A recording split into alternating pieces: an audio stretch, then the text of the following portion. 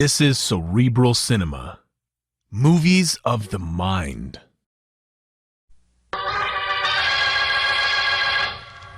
Stand by for crime.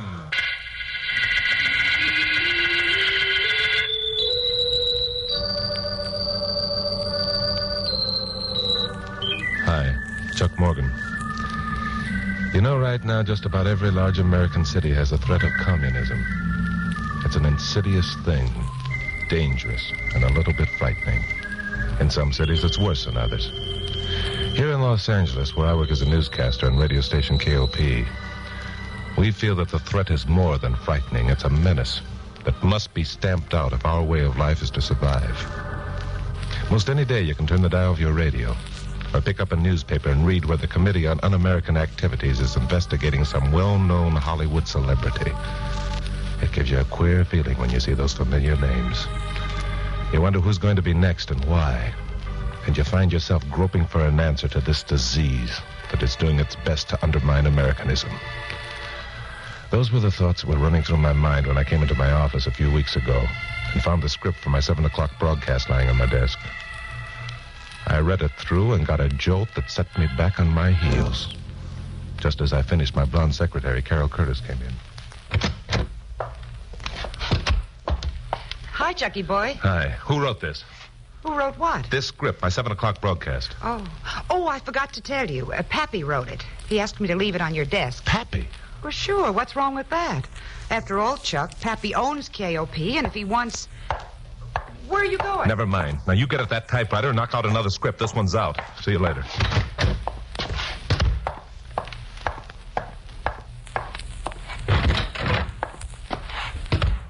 Okay, Mayor, it'll be on the air tonight.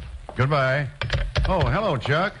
What's on your mind? You know what's on my mind, Pappy. What kind of tripe is this you want me to broadcast tonight? Tripe? Hey, wait a minute. I wrote that script. So Carol said. Are you out of your mind, Pappy? It's loaded with red propaganda. I know it is. You know. Now, hold it, Pappy. This I don't believe. Sit down, Chuck, and I'll tell you about it. You better make it good. Chuck, if you use this script on your broadcast tonight, there'll be a storm of protest that'll start your ears ringing. Don't worry. I'm not going to use it. As a matter of fact, if listener reaction becomes too great, I may have to go so far as to give you the can. I've already told you I'd hate to have to do it, Chuck, but after all, I've got the station and its policies to think of. You'd probably have a tough time getting another job. Yeah, I probably would. Now, suppose we cut out the double talk and you give me the pitch. Suppose that did happen, Chuck. Suppose I did have to fire you. And I would if you used that script.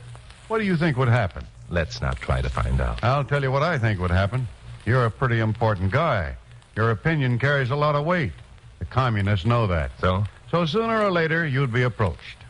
Maybe offered a job on some other station. They'd have a well-worked-out plan wherein you could be of service to the cause. I'm still hazy on this, Pappy, but if you think that Wait till I finish, will you, please? Now, if that should happen, you'd be in a position to put your finger on Mr. Big. Mr. Big? The FBI knows there's a big man here in L.A., a very big man. Maybe a high government official who's head of the communists. They want to know who he is. And they think I can locate him? It's a chance. That I'm not going to take. What do you take me for, Pappy? It might be weeks or even years before I could pull that chestnut out of the fire. I might never do it. And all that time, I wouldn't have a friend in the world. I'd be despised by everyone. But if you succeeded in doing the job, you'd have performed a service for your country that may be measured in human lives and freedom and a way of life we want to keep in operation. It's a thankless job. It might be, except to those who are close to you, like myself and Carol Curtis. After it's over, she'd know. After it's over? Do you mean that even Carol wouldn't No one's going to know about this, Chuck, but myself and the FBI. It's got to look like the real McCoy. You sound as if you expect me to do it. I do. Oh, you do? Well, get this through It's your a noggin. pretty good country, Chuck. Let's do what little we can to keep it that way. You've exposed plenty of other rackets. Why not this one? Is it because you don't like the idea of being inconvenienced a little? Now, wait a minute. I never said You've anything... had everything your own way before, with the police department behind you and the station behind you and every honest citizen in town behind you. Now that you've got a toughie coming up, what are you going to do, chicken out? Why, you old goat,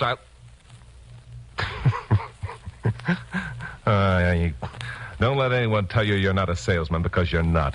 I just happen to like you, that's all. Which means you'll do it. Which means I'll do it, Pappy. But only under the condition that if I'm stoned out of town, You'll give me my job back when I bring you Mr. Big's ears.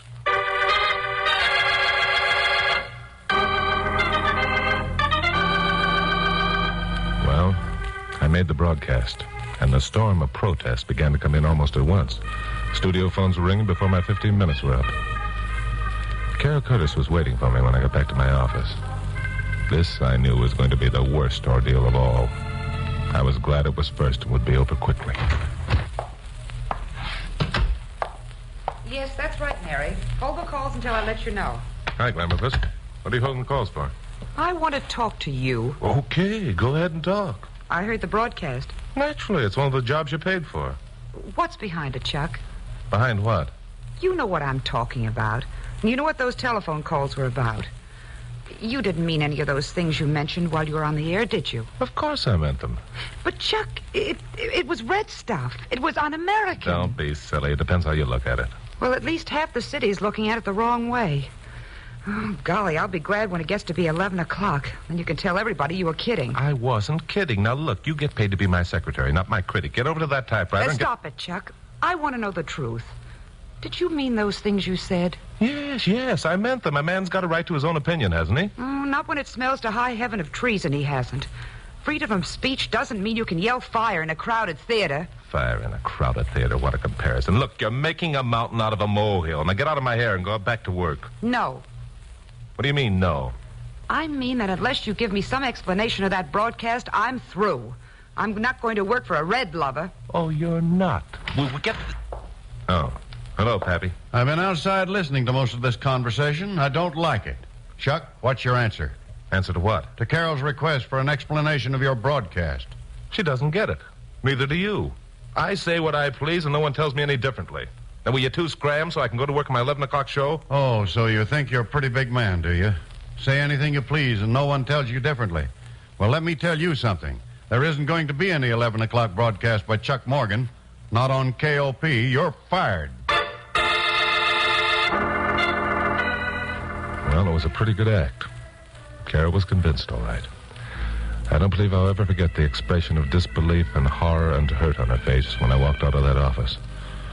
It gave me a queer feeling of hopelessness, as though I'd been convicted of a crime I hadn't committed and lost the respect and love of the one person who was most important in my life.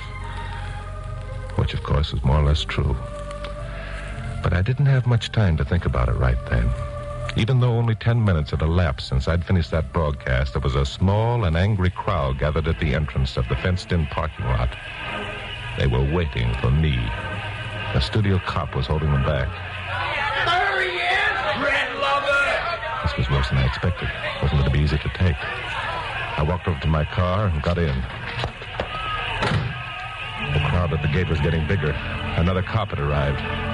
I decided if I were going to get out of there with my whole hide, I'd better be now. I started up and headed for the gate, moving fast in second gear. The cops opened a hole and I headed for it. Then I saw a woman break into the path of my headlights and I had to slow down. Someone pulled her back into the crowd, but I'd almost stopped. Like something came sailing through the air. If my car weren't equipped with unbreakable glass, I would have been knocked silly. It made me mad. I rammed on the brake, stopped within 10 feet, and got out. All right, you bums, come and get it. All right, I'll give it.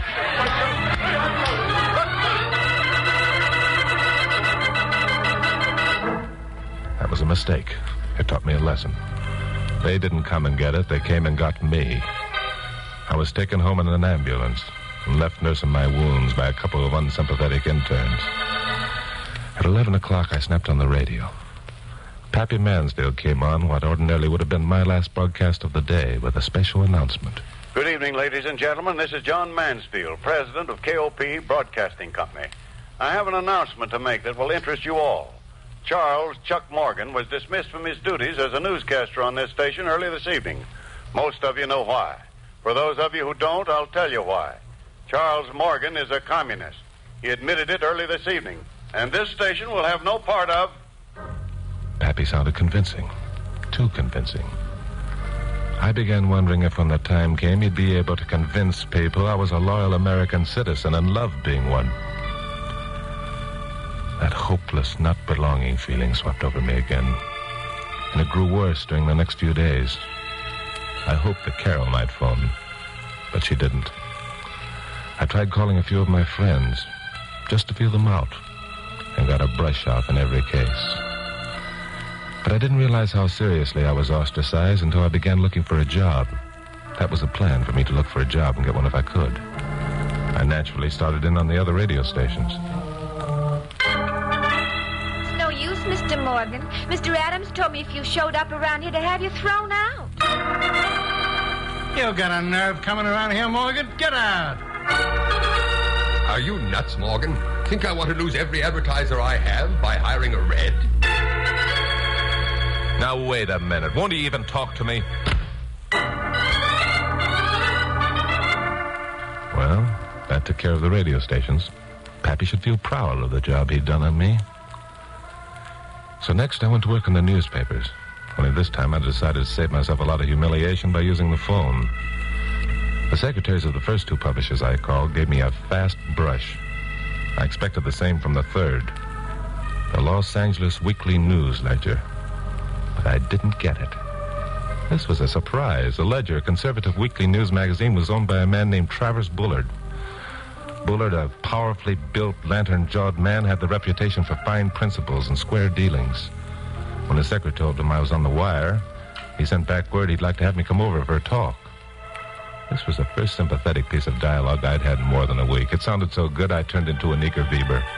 I got down to the Ledger office in less than an hour, cooled my heels in an outside waiting room for another hour, and then was ushered in to see Travers Bullard. Hello, Mr. Bullard. Hello, Morgan. So you're looking for a job, are you? I sure am. Not used to hanging around doing nothing. It's not good for men. No, that's right. Still feel the same way you did about things when you made that broadcast last week? Now, look, Mr. Bullard, if you're going to hold that against... Answer the question. All right. I'll answer it. Yes, I feel the same way. I thought you might. That's why I asked you to come down here. Oh? Yeah. I wanted to tell you face to face what a low-down, sneaking rat you are. I wanted to remind you that America is better off without dirty, stupid traitors like yourself. That I'm going to do everything in my power to see that you, and all like you, are thrown out on your ear. You're like so many others, Morgan. You take advantage of all the fine things that America has to offer. You come to accept these things as your rightful heritage, and it never occurs to you that it's your responsibility to help keep that heritage intact. Instead, you turn to some stinking, small-minded philosophy that isn't worth the powder to blow it. That's why I asked you down here, Morgan, to tell you what I thought and to do this.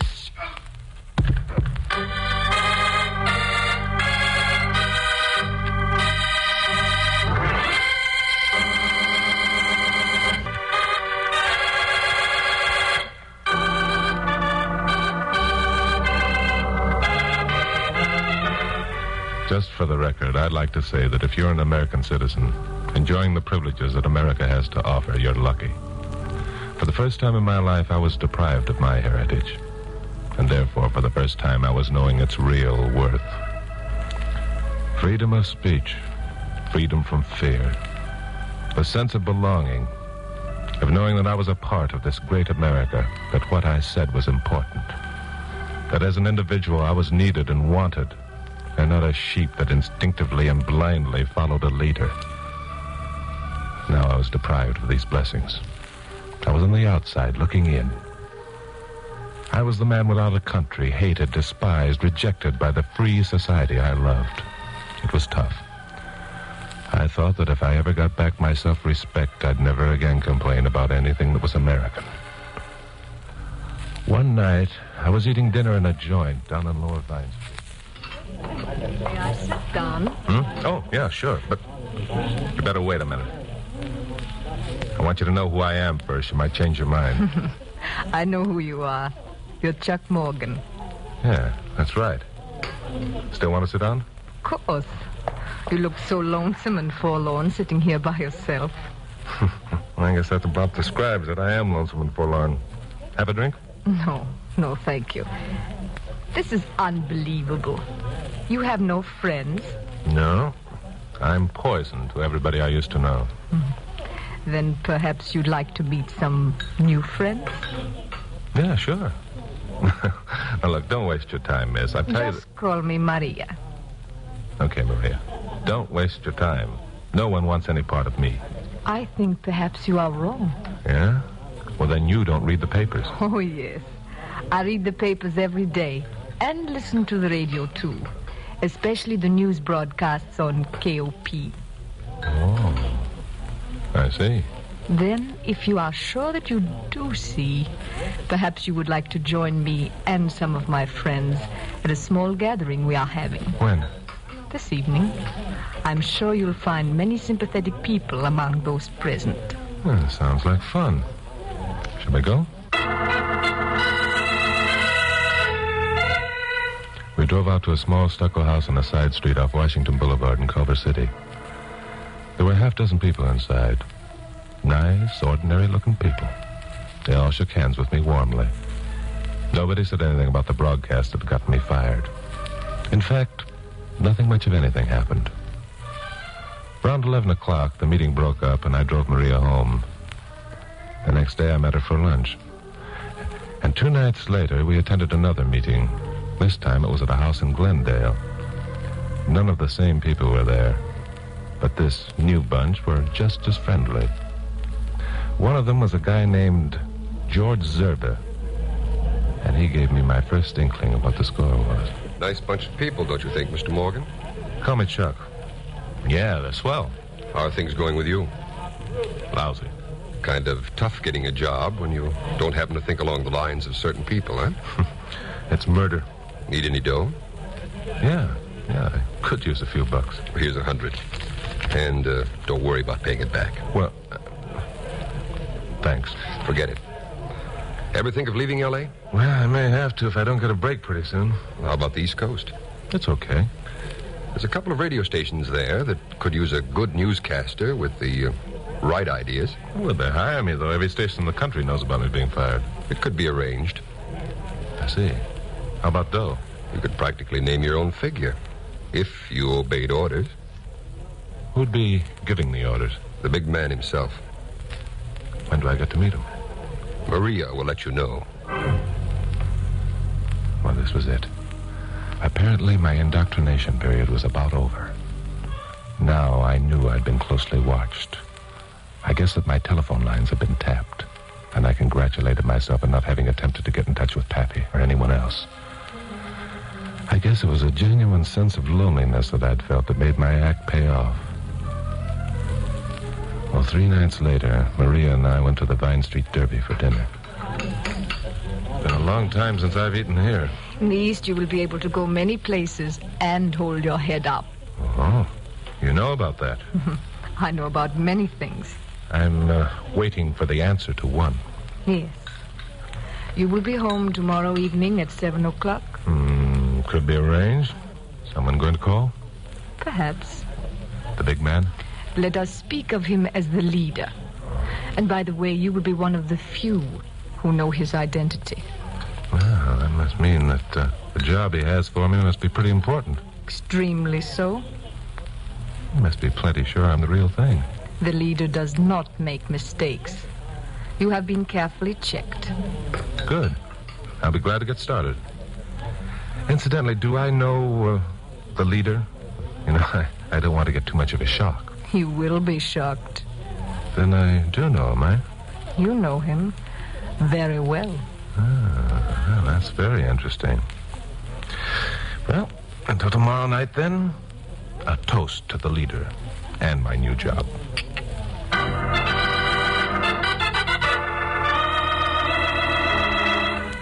The next day was the longest I'd ever lived. It was hard to believe that the ordeal of the past few weeks was nearly over. That almost as soon as tomorrow I'd be able to sit in front of a microphone at KOP and tell the world that I was an American, and glad of it. By 6:30, I was so nervous my hands were trembling. I went into the kitchen and poured myself a straight shot. I was still there when the door buzzer sounded. Well, here it was. I got up, feeling a sense of anticipation that was almost eerie. Then I forgot everything, in fact, but the job at hand, and crossed to the door. I knew the man who was standing there all right. Knew him very well indeed. It was Pappy Mansfield.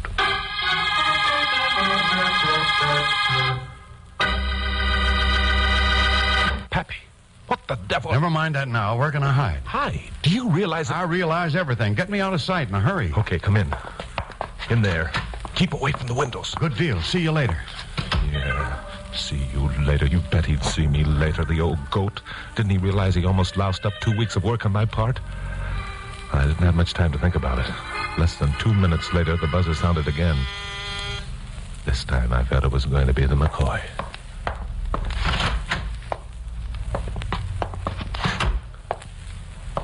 Hello, Chuck. Travers Bullard. Surprised, eh? Yeah, I thought that you... Sorry about that crack on the jaw, my boy, but I had to make sure you were convinced I wasn't the leader. You convinced me, all right. And you convinced me and the other members of our little group that you weren't working a gag. You'll make a good member of the party, son. We're glad to have you with us. Thanks. Now, let's get down to business, shall we? You'll find all your instructions in this envelope. In 2 days, you'll leave for New York.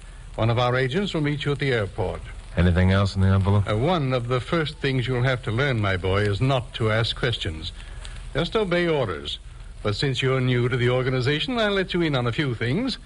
That envelope is loaded with information about the future plans of a couple of our biggest airplane plants. You mean that you... But how? The Los Angeles Weekly News Ledger is a big and powerful magazine, my boy. And a man as well trusted as I, well, there are ways. Now then... Travers Bullard. Well, this is a day I never expected to see. Mansfield. Morgan, did you... for 2 weeks we tried to trip you up. No, I don't believe it. Our organization is too perfect. We never make mistakes. You've made one, Bullard, a beaut. All the evidence we need to put you where you belong is contained right here in this envelope. No, you'll never expose me. Never. I've worked too hard. There's too much at stake. Watch him, Chuck. He's got a gun. Yes, I see he has. That makes things even. The man behind him has one, too. You can't fool me with that one. It's too old and corny. Now stand over there, both of you. Suit yourself, Bullard. If you figure that dying's better than prison. Look out, Pappy!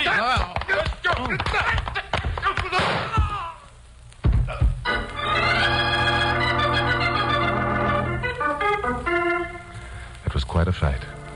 Pappy had tripped over a rug, and Bullard, suspecting a trick, had swung on him, which was my cue to repay with interest that crack on the jaw he'd given me down at the Ledger office. Bullard, however, was a powerful man, and it took a lot of doing to get him under control. His gun went off in the fracas, but it didn't hurt anybody. He's still alive. Those of you who listen to my broadcast know where he is now. He's got a private room in a big gray building with iron bars on the window. Pappy and I got back to the station around 10 o'clock. Here's your office, Pappy.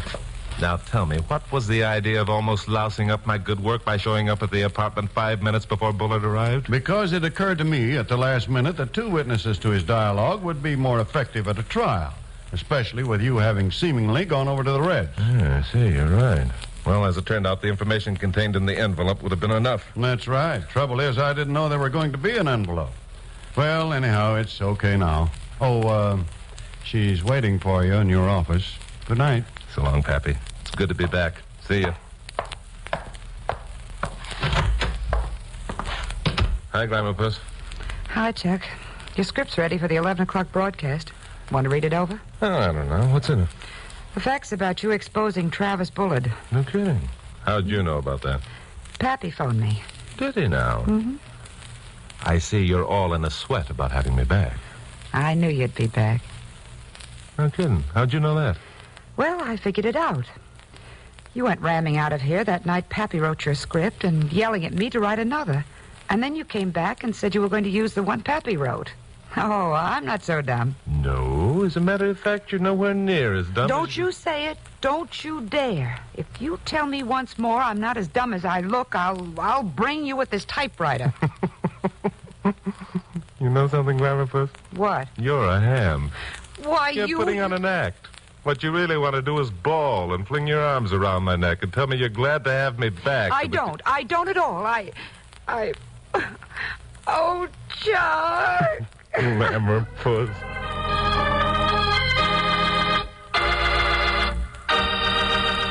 Cerebral Cinema hopes you have enjoyed this movie of the mind.